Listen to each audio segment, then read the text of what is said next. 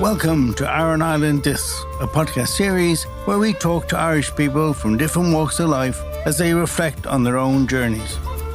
Join me, Russell McDermott, as we explore the many aspects of Irishness and what it means to each of our guests through life's ups and downs. So, Kevin, when you were a student over here in Trinity, when did you realise you were real Irish or not Irish?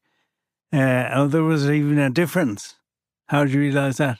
Yeah, well, I mean, there's several experiences. The one stood out. I mean, like I said, I went over there thinking I was Irish in the context of listening to Tommy Makem and the Clancy Brothers songs. But I figured out, I was American. I figured that out. Although, obviously, with Irish grandparents, there is that. But I remember when I was a student at Trinity, I hitchhiked out to Dingle with a friend of mine named Con O'Brien. And Con wasn't a student. A lot of the Trinity students came from like the upper classes. There wouldn't be a natural affinity with me and them. But I met Con at the Lincoln, which is the pub outside the back gate of Trinity. Which was a student hangout. But yeah, a Trinity student hangout. Yes, exactly. But there were other people there, obviously, and Con was one of them. We got talking. We just hit it off. And like a few weeks after we met, we somehow came to the conclusion that we both desperately wanted to go to West Kerry and specifically to the Dingle Peninsula. So we hitchhiked out. I remember our Lyft dropped us off in the middle of Ship Street and telling us the cheapest B&B was right up the road, Mrs. Murphy's, blah, blah, blah. And I remember it was pissing rain. Mrs. Murphy answered the door. She was dressed all in black, like my grandmother from Connemara was, the Irish widow. Yeah. I told Con, I'll do all the talking. No, you won't. I said, hello, Mrs. Murphy.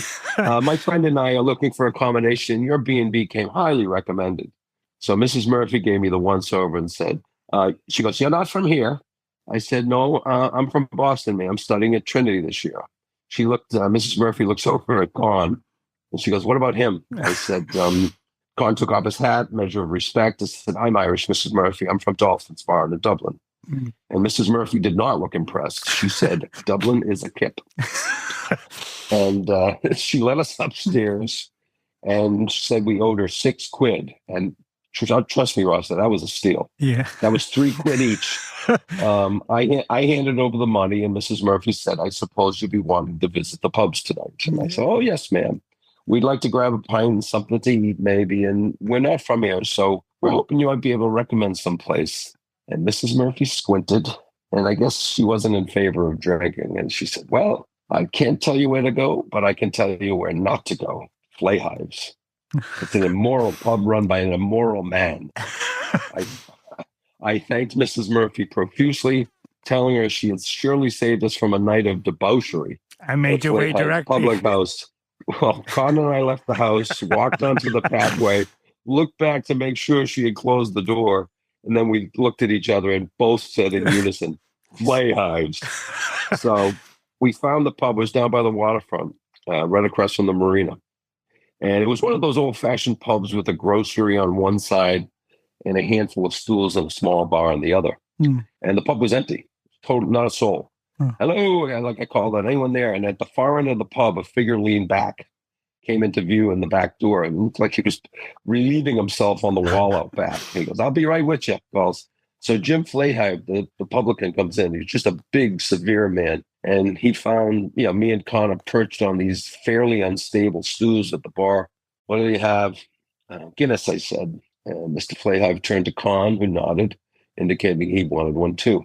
So Mr. Flayhive filled each pint glass, about 3/4, put them down, settled. Then he turned his attention to us. You're not from here, he said. I'm from Boston, sir. Studying at Trinity for the year. Flayhive nodded, and he wasn't impressed. What about you? He asked Con. Dublin, Con says. Dublin's a kip.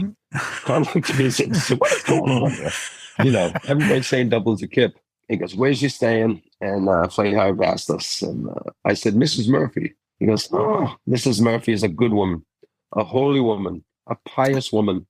She's at the mass in the morning. She's at the mass in the evening. I couldn't resist. I mean, Con was kicking me discreetly in the shin, like saying, do not say this. Do not do this, Kevin. And I said, well, that's interesting, Mr. Flayhive, because when we asked Mrs. Murphy where we might go to get a pint, she told us not to come here because it's an immoral pub. Mr. Flayhive was just placing the pints perfectly poured right in front of us. He put his both hands on the bar, leaned at us, and said, "I don't." We had a few more points with Mr. Flayhive, who set us straight on Mrs. Murphy and spoke begrudgingly about every other denizen of Dingle. And the story introduced me to the notion of begrudgery and the Irish ability to speak well of someone in one breath and trash them in the next. It was more than a funny story, Ross. Seriously, it revealed something peculiar to the Irish and peculiar out in the country, particularly. It's that sort of, yeah, Joyce, he's lovely. And then you say, oh, nice bastard. So it was eye-opening. Correct. But something very strange about us as a nation of people is we can do that, talk out of both sides with our mouth in a way, right, and be nice about something but be mean. And when I lived in the States for 10 years, you never had any of that. It was strange when you came back to it's part of the way we talk. It's not really with malice. It's just we like to offer excessive information about people, both good and bad. Right. I remember Bono put it very well. And Bono's another guy, who probably knows America better than I did because he's been all over America and I haven't. Yeah. And I remember he said the difference between Ireland and America is that if you're standing on the corner and a guy drives by in a nice car, you'll say, I want to get one of those. And then in Ireland, if this guy drives by in a nice car, you say, I'm going to get him. Exactly. Or how the hell did he get it? Yeah, exactly. Kev, thanks a million. Good man.